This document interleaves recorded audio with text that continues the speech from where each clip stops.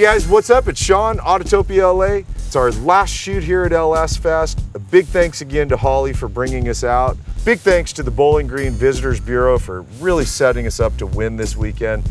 We just met Tyler this morning, man, and we walked up on your car. Yeah, we started chit-chatting about the build. Right, and about 10 minutes in, we went, you want to shoot an episode with us real quick, bro? You buy this is the first car you've ever owned in your life, Absolutely, right? yep. So I got a job right when I was 16. My goal was to buy a car to build into a race car someday. It had a stock 302 in it. I ended up doing heads cam intake. I took it right to the drag strip on all-season tires. Went like 14.1, 14.2. And you were probably stoked though, I was right? hooked right then Yeah. and there. You know, the goal was to try to go faster instantly. Started doing some little things. I threw some good sticky tires on it, did some upper and lower control arms in the rear. I went back to the track, went a little bit faster, ended up actually going 1220s with some sticky tires and a little better suspension. From there, I really got hooked and went ahead and put a 70mm turbo on it, started turning it up, and then it just started snowballing from there. I mean, it's 14 years you've had this car. Yeah. Right? Yeah. And multiple iterations of it. What's the name of the class you run in again? So I do a lot of the street car classes, and there's various of names of them. So like True Street is mainly what they call it. Got it. Or street car. I do double dip classes whenever I get the opportunity, like this weekend at LS Fest. So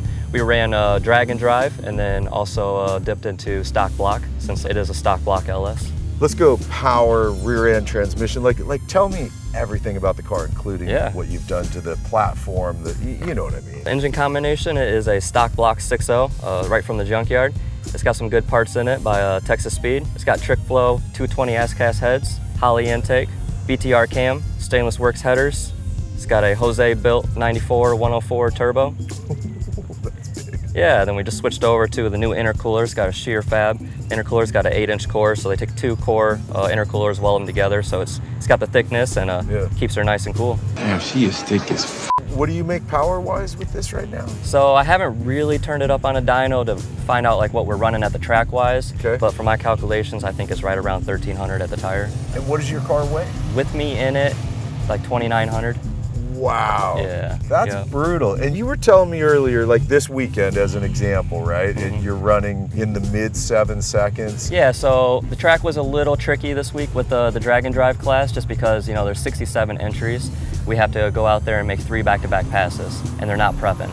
So you take 67 entries, times it by 3, that's how many passes have gone down that track with no prep. So the track really gets tore up. God. So it's a tuner's game, you know, when it comes to this much power. So we turn it down into 60 foot to get it out of the hole, and we ramp the power in. So we're a little slower off what the car's capable of doing. Yeah. The first pass, I did end up spinning, and I had to pedal a little bit, get back into it, and I ended up running an 8.0 at 176, 177, I want to say. I kind of found the groove after the first pass. I kind of looking at the track, I studied a little bit more in the lanes, and ended up getting a good sticky spot. So I was able to, on my second pass, I was able to get down at a 776, I want to say. And then my third pass ended up going 773. So we ended up having an average of a 786. And you won after your 3 class passes. this weekend. Yes, sir, yeah. I ended up winning drag and drive, which is our 3rd year in a row out here winning that class. Impressive, dude. It's like full race car, but it is beautiful. It's very clean. When I first had the car when I was like 16, it was strictly a show car. The paint job you see, it was just like this when I bought it. You know, I started cutting the car up a little bit, and it was kind of hurting me a little bit trying to take a show car, cut it into a race car, but we need to get weight out of it. So I was like, if I'm gonna do it, I'm gonna keep that show car look, but I wanted to go after the drag car lifestyle, you know? Yeah. What's your transmission you run on this car? So it's a 3-speed turbo 400 that Jonathan Capizzi out of Michigan built. He's got me a bulletproof unit now that's been holding up pretty much whatever we throw at it. You were talking about it earlier, right? About how you still have stock frame rails running through. Yeah, but you've done a lot of modding. Yeah. This being a unibody chassis, it's not frame rail from front to rear. Right. So it still has the full frame rails up front, like full length. We did not cut them and modify them at all. We just made them look pretty. It's got the stock shock towers, stock firewall, all stock location. We shaved the engine down so everything looks smooth, but nothing's been modified as far as location or anything like that, or even material. Moving back, we got a 25.2 cert chassis, which It allows us to go 6.0 in the quarter mile. MRC out of Missouri, they're the ones that actually did the cage work this year for us. They were able to knock it out in a time frame that allowed us to get here. Last year I had a 10-point cage. That only allows us to go so fast, and I wanted to keep going faster, and safety is pretty important how fast we're trying to go now. I don't know it because I was telling you, I'm not a drag race guy, but I can imagine in that 7.5 seconds, how much can actually happen. It's a blink of an eye. I've turned this car sideways next to the wall a couple times at 170, 180 mile an hour, and you just gotta hope for the best and let your foot do the work and let your hands, drive you out of those situations. I'm guessing cage is all chromoly. Yes, sir. Yep. That's pretty much what race cars use, right? Yeah, a lot of guys like either go chromoly or mild steel, and really the only difference is the weight. So chromoly is going to cost a little bit more expensive. You're going to have to TIG weld it. Right. And so it just kind of depends on your goals and what you got in mind. But yeah, this is a full chromoly chassis. What's the rear end on this car? So it's got a Team Z Fab 9 in-house rear end that they build. It's beautiful. It's fully powder coated rear end. I know I've said it a few times already, dude, but it's what stands out to me is looking at everything here. It's so finished. You were even pointing down here going, you had just had this all coated and looking beautiful, and 20 minutes later it's looking like this right now. So I know it's probably driving you a little nutty. It is. It's what really bothers me is I got the car completely done and it was, spotless. Yeah. But that's one thing when I've been building this car is every single nut and bolt, like everything that goes on this car, I just take a look at it and be like, okay, how can we make this look good? So if it's all bolts are stainless or all ARP bolts, like I got ARP bolts in areas that don't need to be, but it just looks nice, When it comes to, putting like these rails here on, like I had to have them powder coated. I didn't want them to just be bare metal, I want everything to be red and black or polished. Yeah. We just had this new turbo kit built, had it coated. I think it was just a bad mixture on how they did it when they sprayed it, and it just didn't stick. So first startup, it started peeling off. Not really a big deal, but we were trying to make this race happen, so I just didn't have the time to take it all back apart and redo it. So it is what it is. So tell me suspension-wise again, what I know you were telling me off camera, but I think it's important everyone gets it. At 269 Motorsports, we are a dealer for just about every single part on this car. So whether it be the stainless works headers or the turbo or the suspension. So mainly with the suspension, it's Team Z suspension from front to rear. I have TBM brakes on the front. We're a big dealer for TBM, Rife, Motion, Raceworks. I have Mensers on all four corners. That's the key to really getting a car to go fast. I've had very good luck with running Menser shocks, and we have got this car down into the 108 60 foot the other night, which is very incredible if you know anything about 60 foot, and there's not a lot of guys that can go in the 1.0s, especially at this power level and it being a street car. You really don't see that too often. Yeah, so a lot of that you're crediting to the suspension setup and the tuning of it to get it set right. Yeah. Absolutely. It's crazy the names you're mentioning. It's because I'm not in the drag race world. Like, what was the company for the brakes you said? So the brakes, this is TBM. So that's a company that, like, why do I never? Is it because they're primarily a drag race brake? Kind of. So TBM, they're owned by Motion Raceworks. Shout out to Doug Cook. They went ahead and bought this company a few years ago, and TBM, they were kind of known in like sprint car world. Was it the Brake Man? The Brake Man, yes sir. Yes. So I've heard of it like once or twice. Yes. It's a very kind of unknown, except for in certain parts of the race world. Yep, they introduced these brakes to the drag racing world. I don't quote me on the years, but I think it was a few years ago. We teamed up with them, we got them on the car, and I mean, they're very lightweight.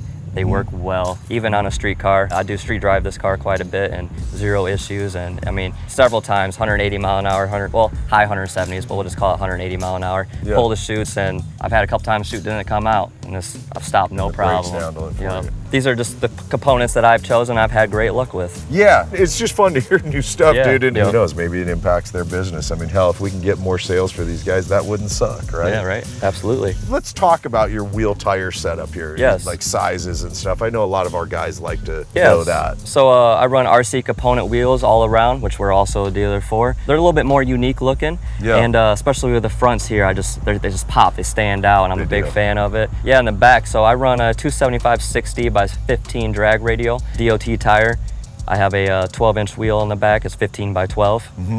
You're so skinny up front. God, that's got to be funny to street drive this car. So when you go in a turn, it's got to be pushing like crazy. No, not really. I mean, obviously I take the turns pretty slow in the car. I'm not pushing it too much in the turns. It does what it needs to do. I've only driven a couple of cars that have skinny fronts, and I know as soon as I see a turn coming up, it's like slow way down. It's not too bad. Obviously, it's got a manual rack, so it's a little bit more tougher to turn the wheel, but with the skinnies up front, it's not too bad. Yeah, I got you. All right, let's check out your interior, man.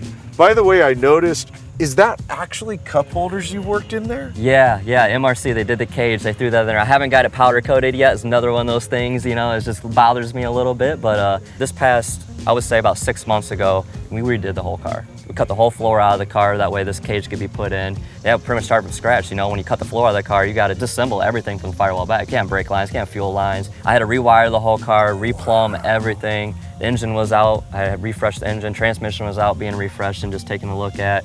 So, I mean, this was a bare shell 6 months ago.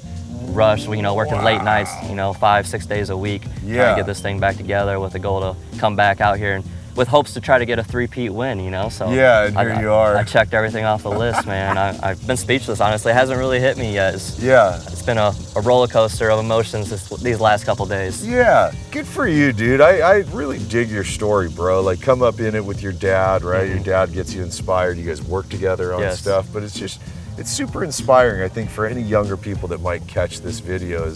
Here's a guy, 16, digs in.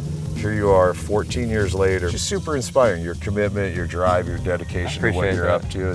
I got the itch young and it just never left. It's all I've ever wanted to do, and it turned into a career for me. You know, I turned that into 269 Motorsports, and this is my dream. I'm so inspired by you. It's really cool. Thank you. Yes, it's street car in a sense, you know, but it's really a full purpose built race car. But yet again, here we are, fit and finish is looking beautiful. Your carbon door panels. Yeah, I got the carbon door panels. I got the fiberglass dash. This has got a full Holley EFI system. I run the Holley Dominator. Motion Raceworks turn signal, which, you know, keeps that street car working. Yeah. Race Tech seat. I just switched over to this seat, you know, and one thing when you start putting a cage like this in with this halo, you gotta be careful with your head, especially with street driving, you know, like you could get in an accident and you just got bars around your head, you know, that could be very, very dangerous. So that's what this is for, is to protect your head when you don't have a helmet on. Not just that, but a lot of guys, they'll do like a Kirky seat or so, and they'll do the padding on the bars. So I've witnessed some bad wrecks where, you know, you hit your head on that padding, and that's on the roll cage. Yeah. I'll be honest with you, I really like the containment style seat, and personally I feel that should be a rule. After you go so fast, you should have a containment seat. That's like NASCAR. You don't see them with padding on the cage, you see them with a containment seat. Totally agree. I still can't get over it. I love this though. Yeah, I mean, I really do, because when you're street driving, it's got to be nice to be able to drop a bottle of water there. Not just that, but you know, when we do these streetcar classes, especially like here at Holley LS Fest, when we do the 3 back-to-back passes, it is brutal. Yeah. It is no joke. I'm in a 20-layer fire suit, neck brace, full helmet, like gloves, pants, boots. Like, it is hot. You're cooking in here. It is cooking in here, you know. I'll throw some water bottles in that sucker and drink away when I need to. Genius, man, genius. What are the tanks I see back here? It's an onboard fire system. So I just have the one lever on right now, and as you see, these nozzles right here. So I got one that's gonna aim at me, and then I got one right here aiming at my feet. The most important thing when stuff catches on fire is keep the fire away from the driver. We run the nozzles in the front of the car aimed at the firewall, not so much at the engine. Being able to get out of the car, so if I pinned up against the wall, I can't get this door open, I'm waiting for safety to get to me. In that meantime, I'm sitting there cooking if I don't got, you know, fire extinguisher spraying on me. Wow. So yeah, so I got a dome light up here. Just at nighttime, it's just nice, you know, looking at time slips, or it's just nice to have some light in the car. And then you know, you got ignition and then starter. Yeah. So when you go ignition on, then everything lights up at that point. Fuel pump. Yeah. So hit ignition. Fuel pumps on. So you're not having to sit and hit 20 different switches to light your car up. You know, I got power window switches, makes it nice. This is my headlight switch right here.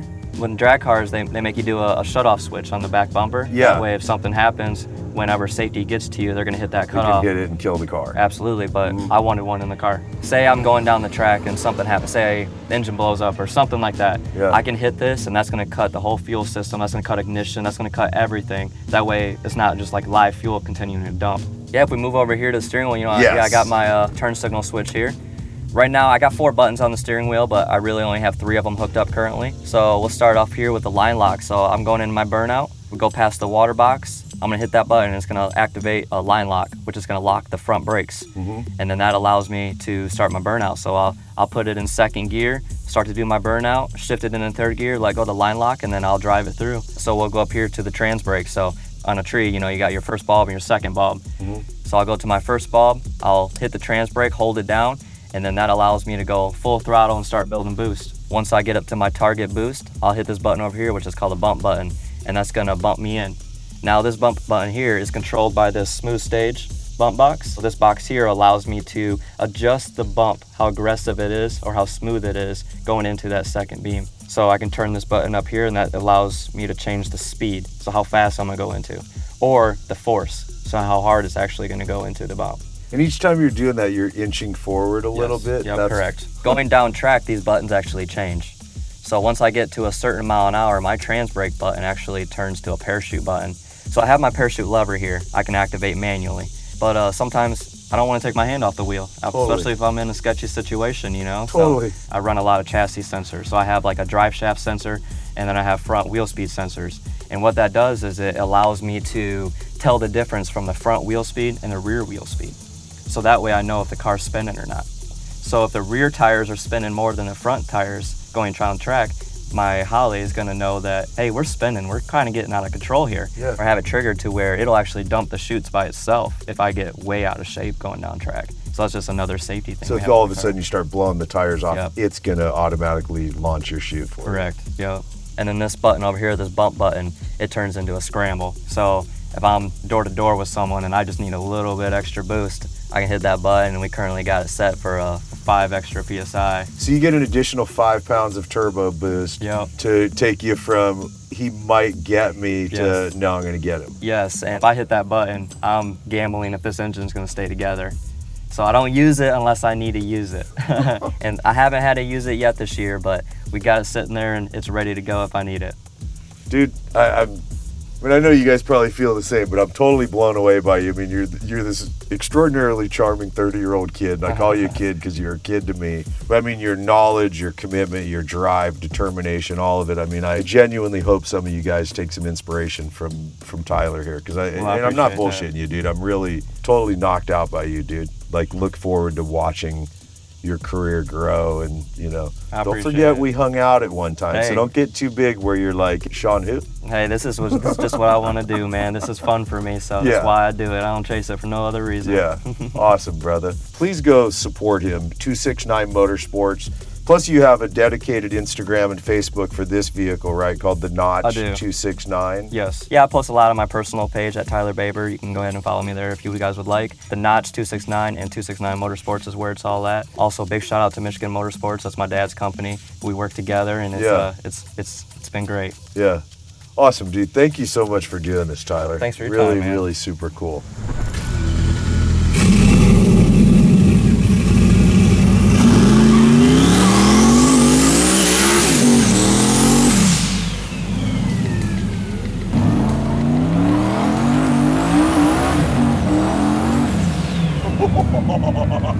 That was awesome.